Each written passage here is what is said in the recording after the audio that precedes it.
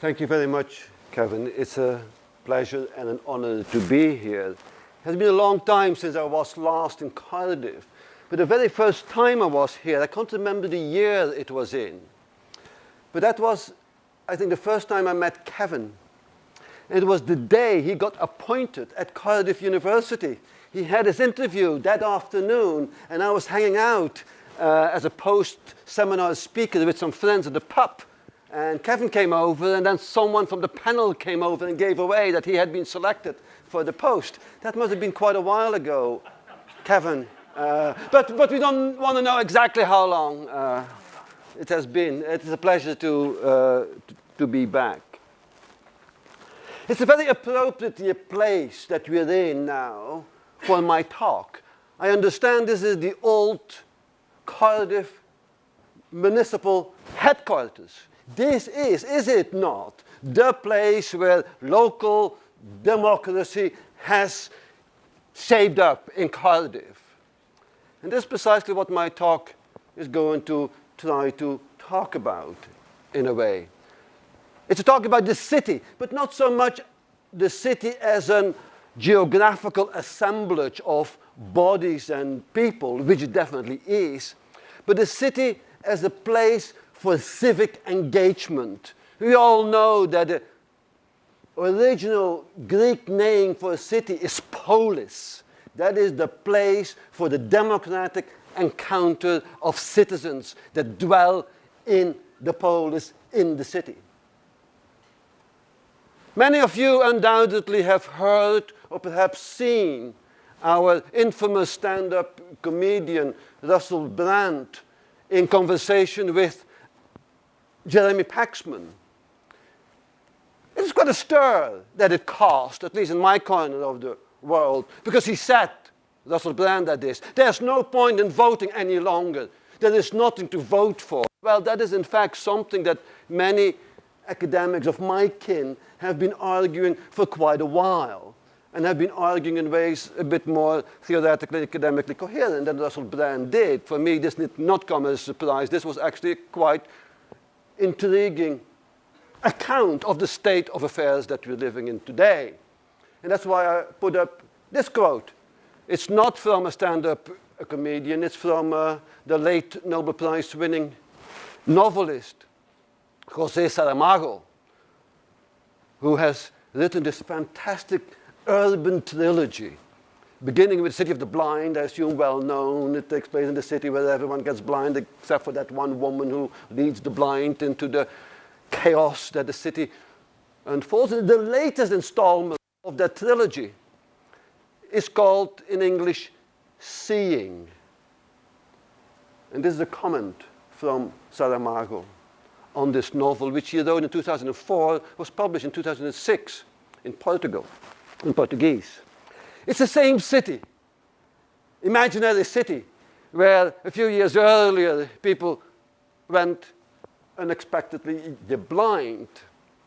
That was now over. And at the beginning of his novel, the city makes itself up for the great democratic festival. The next Sunday, elections will be held. And of course, the party of the left, the party of the center, and the party of the right are competing for the favors of the citizens and are eagerly awaiting the verdict of the citizens to see who will properly run in a democratic way the city for the next few years. The Sunday comes, really bad day, it rains terribly, the weather gods are not with the city fathers and mothers. Few people show up at the ballot box in the morning. Afternoon, most people go, and the organizers of the election sigh in relief that people are actually going. And that evening, when the vote is counted, it turned out that 35% of the electorate had spoiled their ballot. This is actually in the UK, not unusual. Very few people go to the ballot here in any case, but in Portugal, I guess they have to, like in Belgium. So, the city elites in panic. What has happened? Why are the citizens of this great city not taking seriously their civic duty to express their political preference in a democratic way. And they blame the weather. So the festival of democratic voting is repeated a few weeks later in the novel. And they reorganize it again. It reminded me of the referenda for the European Union Constitution. Some countries had to do it 2 or 3 times too before the people voted what the elites wanted them to vote. Right? So 3 weeks later, the vote is repeated. And this time the weather gods are with the democratic process. A shiny, beautiful day. And lots of people go and vote. And when that night the votes are counted, it turned out that 80% had spoiled the ballot. This time, the city fathers panicked. They thought that something sinister was going on. Clearly, there must be a conspiracy going on. There must be a political conspiracy trying to undermine sacrosanct democracy, the right of the people to decide the future of the city. And the novel unfolds then the story of the search for the culprits, the state engaging in all the classic tactics of surveillance, control, repression, domination, trying to find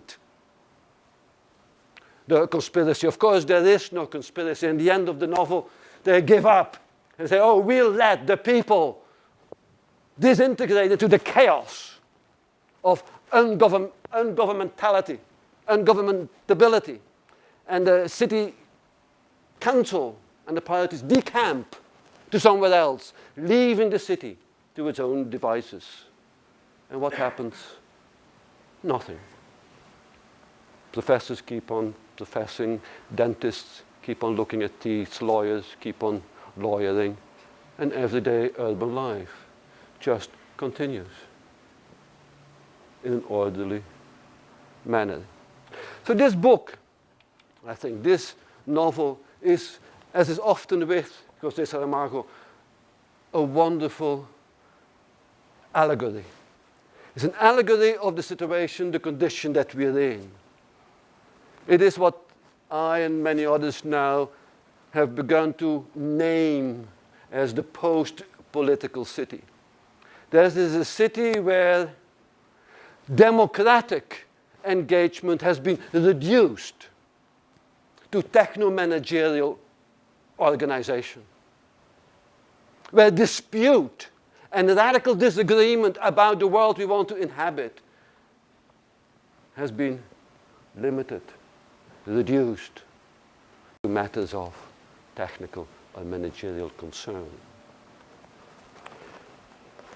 And that's what I want to try to explore this evening, is the process of post-politicization, which is a form of de-politicization, which began to unfold, I would argue, soon after we won.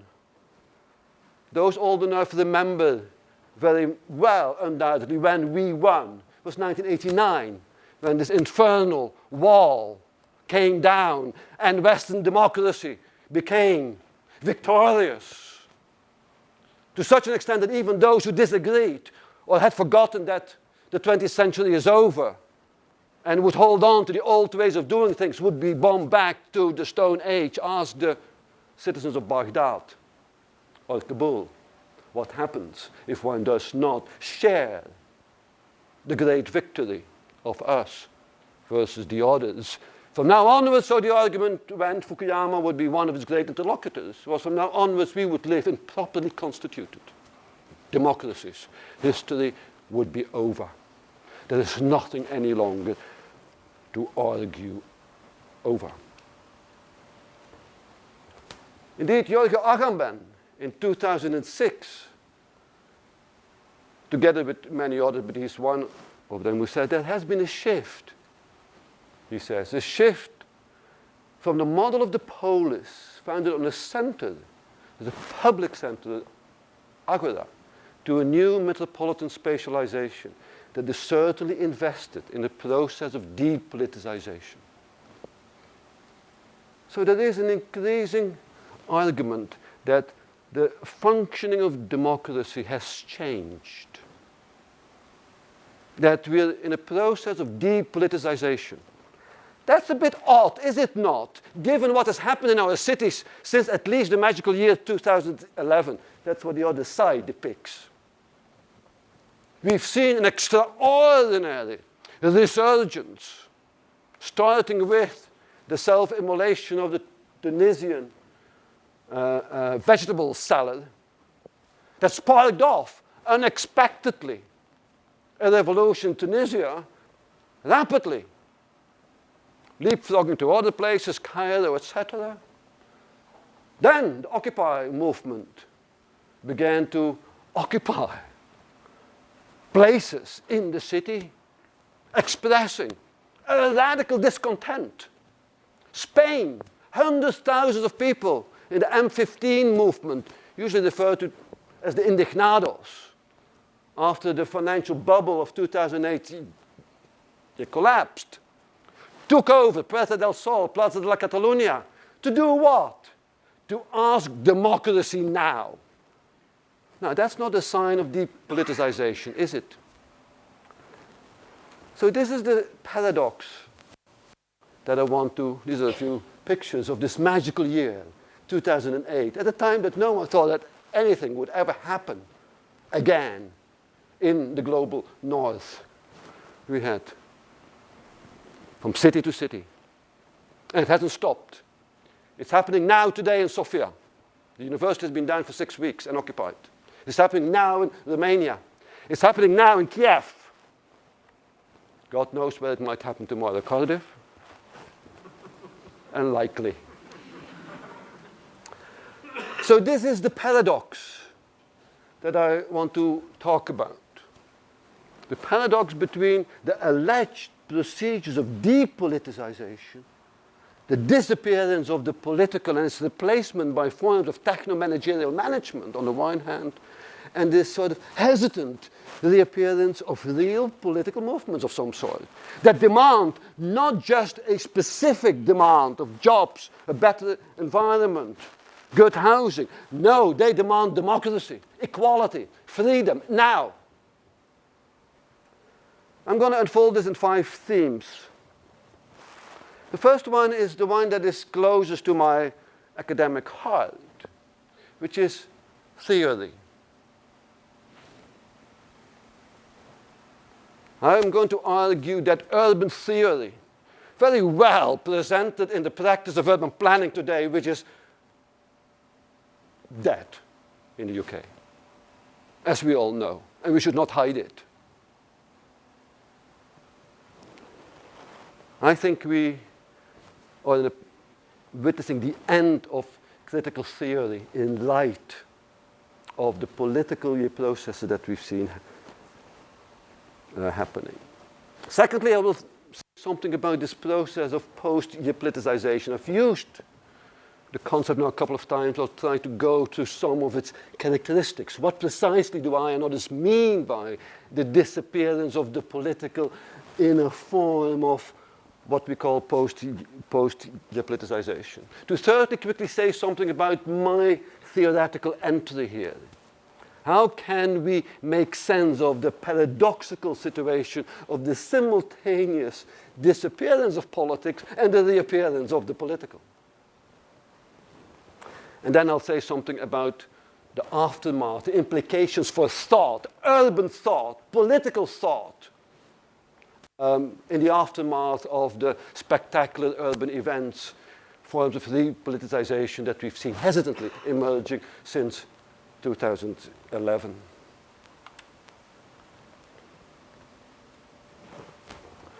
I am 58 years old. I grew up as a young academic in the 1970s believing that critical theory mattered. I started off, and I still am, a committed Marxist, because I believed that critical political economic analysis would matter politically. That the identification of the subaltern subject through the critical analysis would give me some leverage. Not just me, but those of my kind, some leverage on a process of political change and transformation in democratizing, emancipatory, or empowering ways. Of course, by the early 80s, this early Marxist analysis was complemented by feminists who said, oh, you stupid idiot, male, white, chauvinist pigs. It's not class. It is woman that is the privileged political subject.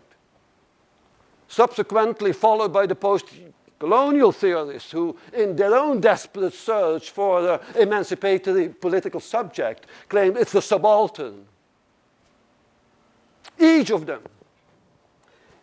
them desperately searching for a political subject, assuming that it is our theoretical understanding of the axis of power, whether it's class, gender, or subalternity, will be performative, will help us to produce a more egalitarian, democratic, inclusive world.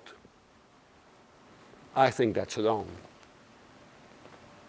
I think there's not a shred of evidence to make that case. It only helps us, those who inscribe themselves into a critical theoretical apparatus. It helps us to keep our souls clean. I can be simultaneously a Marxist and a professor at Manchester, and nothing will happen anyway.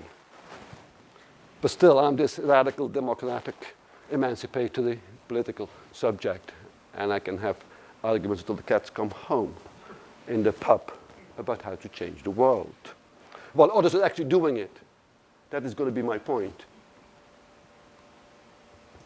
The politicization resides in the act, not in theory. Some people argue that the reason why critical urban theory today is dead or not performative, like my good friend Neil Brenner, he argues that our theories are not good enough. Sounds familiar, does it not? Right? In a context of planetary urbanization, where if we really want to come to the grips with the urban condition today, we have to understand it in its planetary form, in the way that Henri Lefebvre already prefigured in the late 80s. And it's only then, if we intellectuals, scholars, are able to develop our theorization that is adequate for 21st century urbanization, that we may become politically performative again. I disagree. I think that the critical theory, substantive, the critical social theory of the types that has inspired generations of urban geographers, human geographers, as well as planners, that they believe that that method has to be really critically investigated. I'm arguing today that doing so is in fact part of the process of post-politicization. Doing critical analysis is now actively invited by the neoliberal university, my university. I can assure you that you cannot get a job as an academic in geography at Manchester or in planning unless you mobilize one or another critical theory, the feminist, post-structuralist, Marxist, or whatever. If you're a positivist, you have no chance. Right? So it's actively invited. Much of that theorization has, by the late 90s, resulted in a situation in which today much of that theorization sees resistance. Resistance as the horizon of the possible. Critique and the mobilization of critical theory, urban theory, has resulted in a situation in which resistance, rather than transformation, is the horizon of what is considered possible. There is no horizon beyond resistance to the forces of domination, exclusion, neoliberalism. So I think the presumption of a connection between the critical social theory and performative political practice has to be interrogated. As Alain Badiou, French philosopher, scandalously said a few years ago, when I read it the first time, I thought, man, this is scandalous. And he said there is no connection between social analysis and politics. I think that statement, however outrageous it may sound, needs interrogation today. And we do rarely dare to go to the implications of what it would mean if we take that dictum hypothetically seriously.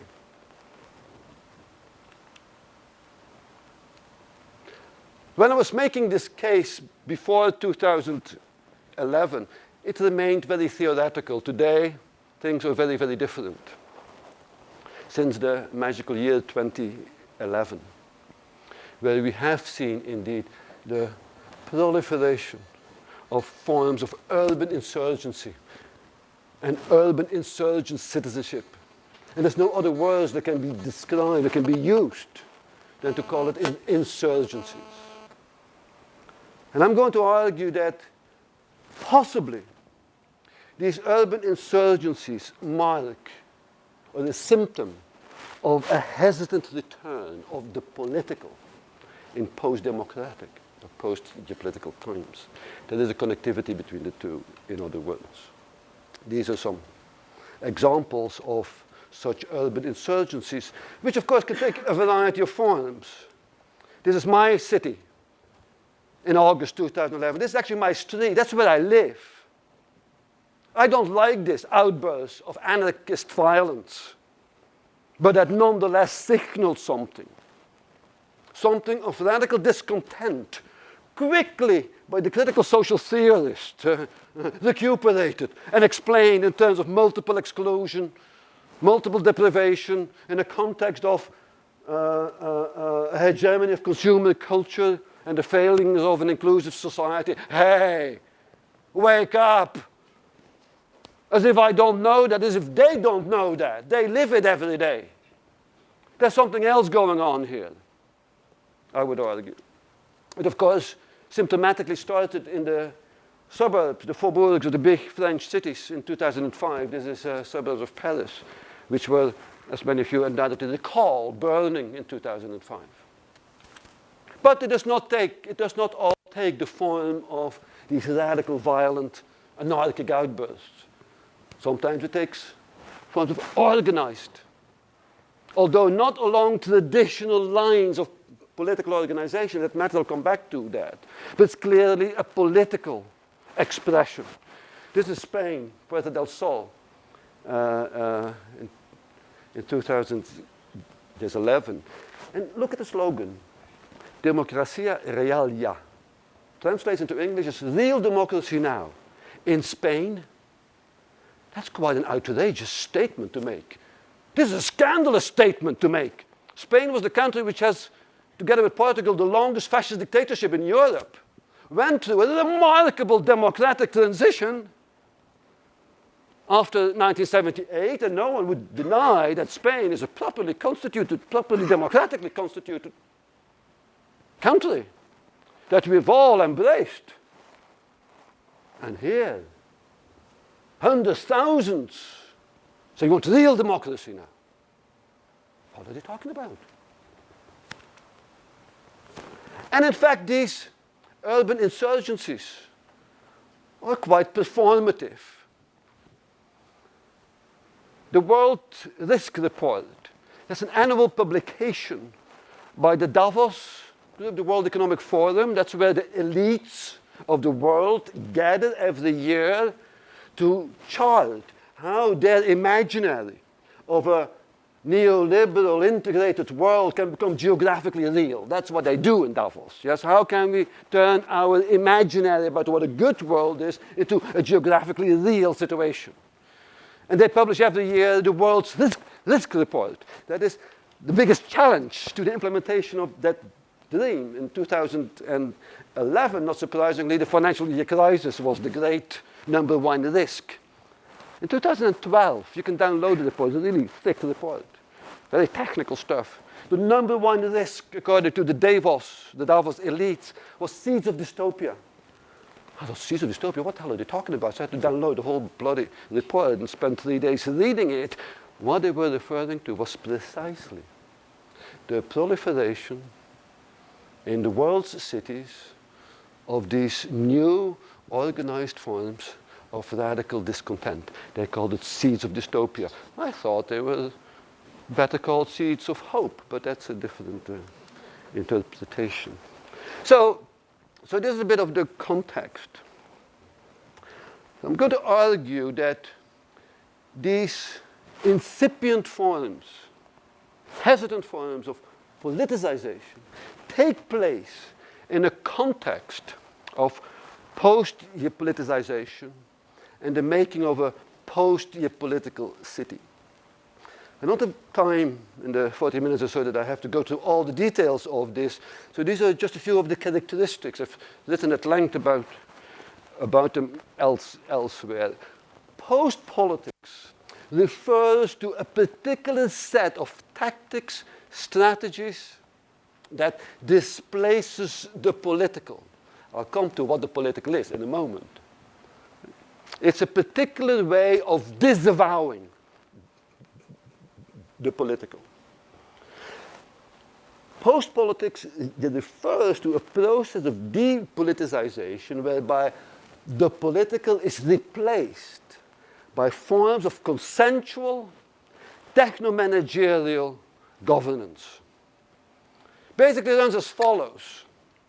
We have all sorts of issues that we can consensually agree are real issues. Climate change, environmental catastrophe, immigration, the financial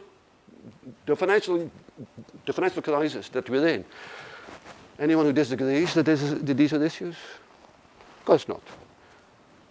So these are consensually established issues where we're all invited through participation to get involved in institutional, managerial configurations where we consensually agree a solution without questioning what is censored, is questioning the very foundation framework around which the techno-managerial configuration is produced. Let me give you a simple example, the climate change.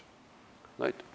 There's only one way that institutionally we seem to be able to handle that completely unsatisfactorily is by commodifying CO2. It's called the Kyoto Protocol. At the moment, you try to dislodge this consensually established framework. You're not any longer part of the participatory governance arrangements through which these institutional technical forms are negotiated. So a number of characteristics of post-geopoliticization is A, the continuous nurturing of what Agamben calls a permanent state of emergency. That is, the situation is dire. We need urgent and immediate action now. But leave it to us, the elites. Homeland security is in good hands. We have the solution. So that can be applied, for example, to the financial economic crisis. A disaster needs urgent attention. But don't worry. We have the solution. Ask the people of Athens or Thessaloniki what the nature of that solution is and whether they agree.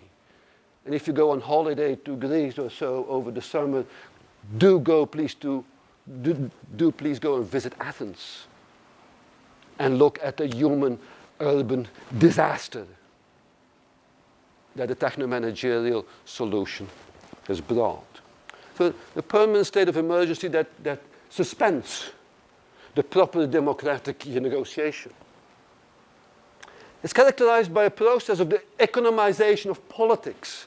That is, public choices are only possible as long as they fit into or onto an accountant's economic spreadsheet.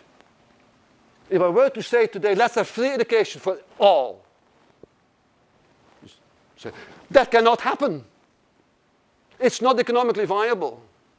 Well, it certainly was economically viable in the 1920s. I went to school from the age of 3 to the age of 28 and never paid a penny. Yeah? I never paid a penny. Today it comes at £9,000 a pop in this country. Most perverse things I've ever seen in process in terms of de-democratization. But at the same time, there's a process of de-politicization of the economic. That is, the mechanism through which we socially transform nature and allocate and distribute the products of nature, the market, cannot be questioned geopolitically. That is, the mode of economic organization of our life cannot be politicized, that is, made subject to public dispute. Post-democratic governance is sustained by expert management. It's experts that are continuously enrolled to substantiate, explain, legitimize why certain measures are needed, but the measures are always by the political elites legitimized in the name of the population. Not the people, the population. It is in the interest of the population to do so. It's institutionally often organized through what I've called elsewhere autocratic forms of global local governance beyond the state. As a mouthful to say that most decision making is taking place at a variety of geographical scales, whereby a variety of legitimate and illegitimate agents are participating in the decision making procedure. In planning, we call it participatory governance or participatory planning. Who is legitimized to participate in these participatory planning or decision-making configurations? And at what geographical level? As Ulrich Beck said, our multi-scale, multi-level arrangement of governance are full of unauthorized actors, the politically unauthorized actors. And in such institutional configurations, dispute is possible. Dispute over the techno-managerial dispositives is in fact welcome, so that a consensus can be negotiated that negotiate that dispute. What is not tolerated is dissensus. That is radical, as Jacques would argue, that is the position of radical disagreement. If one radically disagrees with a position, one is not any longer welcome in these participatory arrangements. So when I used Fukuyama earlier, and when his book came out, The End of History, in 1992, I was laughing with his theoretical argument based on a pseudo-Hegelian interpretation of the unfolding of history. Today, I can't laugh at Fukuyama any longer. He turned out to be right. History is, or so it seems, over. The only thing we can do is manage consensually established affairs or problems in techno-managerial arrangements that depoliticizes matters. However, despite this attempt to consensualize governance, there is, as I've already illustrated, and the two go hand in hand, intensifying outbursts of staging dissent, which often take the forms of agonistic violence. The classic textbook example here, of course, is Islamic terrorism. And that's dissensus that can only take the form of violent outbursts because they cannot be articulated within the institutional configuration, the political configuration that we're in. The same, of course, with the lure of identity. UKIP, or worse, the BNP, is nothing else, yet again, than a violent reassertion of a political desire for something else. Yes, in Breivik, in Norway, you remember the guy who shot 98 kids last year? It's precisely such a violent expression. Or indeed the riots, less spectacularly, but still. Remember how Cameron called the rioters in London, Liverpool, and Manchester? Scum. Scum. That was the name put on the body of the rioters, which, strangely enough, was precisely the same word as Sarkozy in 2005, 2006, when he was still Minister of the Interior, that was before he became president, called the rioters in Paris. The French was racaille, scum in English. If you take the old Greek word for scum, it's ochlos. Ochlos is the rabble. The ochlos stands against the demos. The demos are those who are properly constituted citizens of the polis, who have the right to the city, who are entitled to be part of the city, in contrast to the ochlos, the racaille, the scum, who should be, as in Manchester, the municipal government, the next day after the riots, had these billboards. We have to brush the streets of Manchester clean, literally, and bodily too. These people are staged as people without democratic rights. They are not proper citizens of the city. But of course, as I suggested, the political also returns under the banner of equality. And that's what I would rather spend a bit more time on.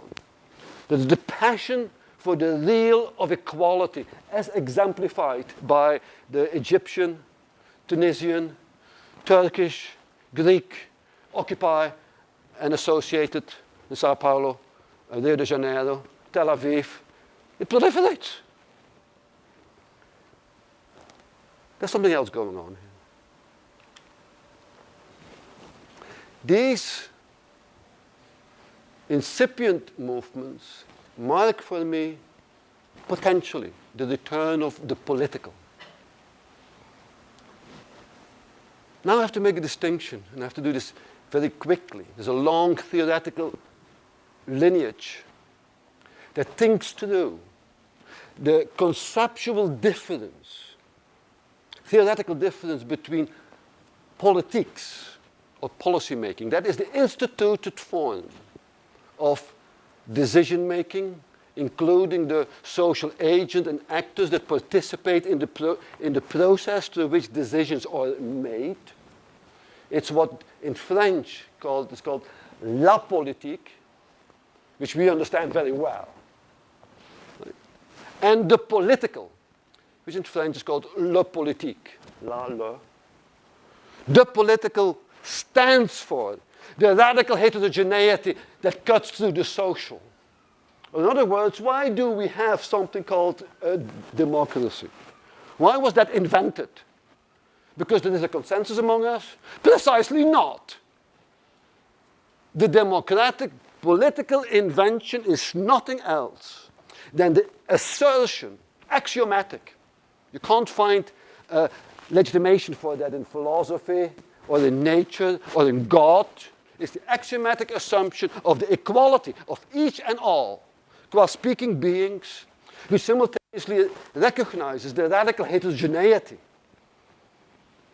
that cuts through the social. And that is precisely what is radically disavowed in post-politics, or by the process of post-De-Politicization. And that's why I think it is vitally important theoretically to think through this political paradox, as Paul Ricoeur already called it in the 1960s. There's a difference between politics as instituted forms of policy making, including the rituals through which that is organized, like elections and council chambers and stuff like that, on the one hand, and the democratic as a moment of interruption that asserts equality in the face of the inegalitarian practices of everyday policy making. We know everyday policy making is inegalitarian. We spent 30 years examining that, and we're very good at examining that. The political, in contrast, is an intervention, an act that subverts the inegalitarian practices. And there are 3 or 4 theoretical lineages that I can't explore now, but that each try to think it through. Let's get that. Let me give you an example of such a democratic political intervention.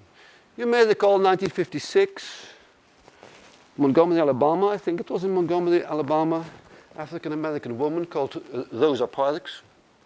She put her bum, her black bum, on the wrong seat of the bus. It was not the first time that this happened. What normally happens when in a democratic constitution that nonetheless is organized along racialized basis, when someone does that, they get beaten up, get fined, or put in jail, or all 3 at the same time. Why do we know Rosa Parks still today? Because 5 years later, we called the movement that universalized around this intervention, as she said, her black bum on a white-only sheet. seat became known as the Civil Rights Movement. Singular democratic intervention. And of course, Nelson Mandela is, of course, a wonderful example too. Yes? Even the right-wing press, scandalously today, is celebrating this great hero. He was a terrorist, remember? He was the great communist danger for the free world. That's what all the right wing, the world around would say, and now he's celebrated. That was the political at work. So, insurgent democratic acting, which is this form of intervention in a policy order that is always oligarchic to a certain extent, has a set of characteristics. That is, insurgent democracy is democracy that works against the state. That is, it unfolds at a distance from the state. That has profound geographical implications. The political, therefore, does not take place in council chambers, in electoral procedures, in negotiations between the political parties. As Miguel Abensor argues, it takes place at a distance from the state. Hence these public spaces and their importance. They always unfold as specific, concrete, and particular, the bum on the seat. But they stand for, in that insurgent acting, for the metaphorical condensation of the universal. Beautiful example is Tahrir Square, Istanbul, over the summer. Remember? Big spiel over a few trees in a park. Standard environmental sort of concern, right? With a few concerned ecologists said we don't want these trees to be cut down. Particular, concrete, specific. 3 weeks later, we had a universalizing, democratizing demand expressed that was way beyond the particularity of the place, but required a universalization. These insurgent democratic forms of acting have no foundational place, location, or subject. It's not the proletariat. It's not women becoming feminists. It's not the subaltern. It's all of them, or some of them. It's men and women, workers and academics, old and young. But what they share is a demand for political equality that cuts through precisely the sociological markers of radical thought as it has unfolded over the past 20 or 30 years. It revolves around the tropes of emergence, insurrectional. It is performative. That is, it performs equality in the actual staging of the difference. Take the example of Rosa Parks, by putting a bum. She exposed her own and staged equality. It's a theatrical act. It's a theatrical act that nonetheless destabilizes the police by performing equality, prefiguring in its performative experimentation different ways of distributing goods and services, making public decisions, etc., as much of the Occupy experimentations testify. And of course, it has to operate in and through the metaphorical and material production of its own spatiality. You have to produce your own geography of insurrection, as these Occupy events suggested. So, to conclude now, if we take these urban insurgent architects, as I like to call them, that we've seen in so many of our cities, choreographing, and who did not cherish the Egyptian people when they were rising up. Who thought that's really awful what's going on there? Anyone? Precisely. You know what you see. That is a democratizing one. When it stages itself. So are we talking about the reawakening of history? This is taken from a book from Badiou. And for him, history is, of course, the ongoing, never-ending struggle for freedom, emancipation, and democracy. Something that is never guaranteed, often taken back by those who don't want it, and that has to be continued to be fought over again. And what can we learn from these pre-political events that I've illustrated? Well, they're about localization. Geography really matters. They're about specific places of a symbolic significance outside of the state, but in the heart of the city. The city which stands materially and metaphorically for the place where the democratic is fought over. It is about contraction, brings together, as I said, heterogeneous subjects. That is, subjects from a variety of social positionalities, right, that transcend the classic categories of Marxist, proletarian, feminist women or post-colonial subalterns. Not all, but some of those. And it's very intense. For a short period of time, it's like a brief encounter of this emancipatory desire, which cannot go on forever. Of course, we can't occupy squares. That's not life. The question is, how do such pre-political events turn into political sequences that are transformative, that are properly democratizing?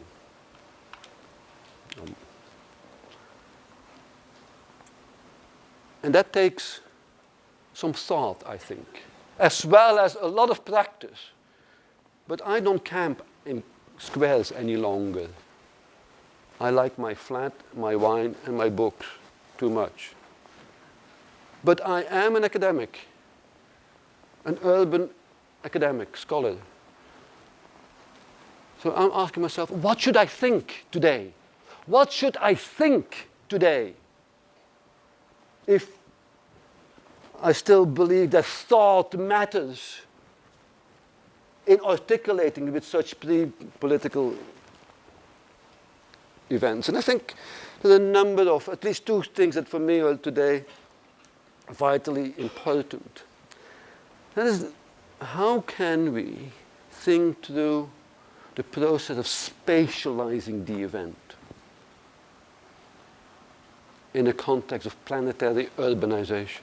How can the localized expression of the desire and practice of equality be universalized? And the Egyptian example is a good one here, because everyone supported the uprising of the people in 2011. Even Cameron did. Where were all the supporters here to call on the elites to deal with the situation now, the restoration of authoritarianism? We did shut up, did we not? So that is the process, the difficult process of universalizing an inaugural event and the implications of that. To think that through. Secondly, is that what these events signal for me is the end of the traditional 19th, 20th century vehicles of emancipatory struggle, for which, for me, there's three. If we look back at the extraordinary emancipatory struggles over the past 200 years or so, they were marked by three key axes. That is, a privileged subject, usually the proletarian. Later, others were added to that as the subject of transformative change. I don't think that's any longer the privileged subject, if it ever was. The means by which a sustained emancipatory transformation could be organized was the polity.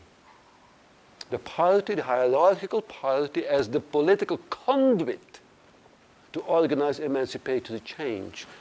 I don't think there's any longer anything we can do with the polity, as so many interlocutors as well as activists keep on insisting that we need new organizational forms. And third, the terrain to occupy historically was the state. I don't think today occupying the state by a party animated by a privileged geopolitical subject is performative any longer. So we have to urgently think through new forms of geographical, multi-scale occupational tactics and strategies, which require different and new organizational forms, of which we have nothing to say, we geographers and planners, for God's sake. So these are a few examples of the things that require urgent theoretical and practical attention. In order to finally, this is my final slide, I think. Yes, it is. To think through the day after. And this slide is only for those who believe in the possibility of democratic emancipatory change. And for those who don't believe in it, don't have to listen to this anymore. And that's only for us that believe in freedom, equality, and solidarity. Is what to do when the day after blues hit. Because all these urban insurgencies have so far not been very performative. They had some performativity. They certainly attracted attention and concern by the assembled elites. But in terms of the slow, difficult process of transformation, they haven't done much. So I think that we really have to think through how we can move from the seeds of dystopia to our real of the possible. To stop thinking in terms of resistance to a neoliberal order or whatever, but start thinking theoretically as intellectuals about the real of the possible. What can be? So that when I utter free education for all is not any longer confronted with this sort of humorous view that I forgot that the 20th century is over and there may be a dinosaur of a now completely transcended order. Let's make that real again. And how? How can the process be sustained that was signaled in these movements? And what complex, difficult political procedures are required and adequate to the task?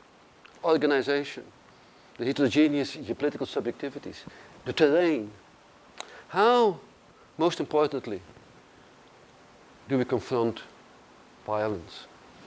This is, of course, the elephant in the room that no one dares these days to theoretically, politically, really take seriously, and that is one of the great lessons, of course, of all these insurgencies.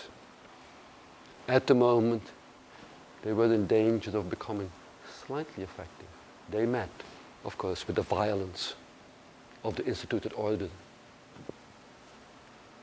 Democratization processes, at the moment they become performative. That is, when they begin to threaten the inegalitarian order that characterizes the post-geopolitical configuration.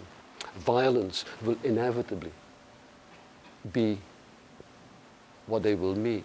How do we think that through? How do we strategize that through? I think Nelson Mandela could learn us a few things here too. Which ultimately then is to take back Henri Lefebvre's clarion call in 1968 about how emancipatory struggles, but the right to the city. Today, of course, should be about claiming the right to planetary urbanization, since the city has now turned indeed into a planetary form. Thank you very much. I'll leave it with that.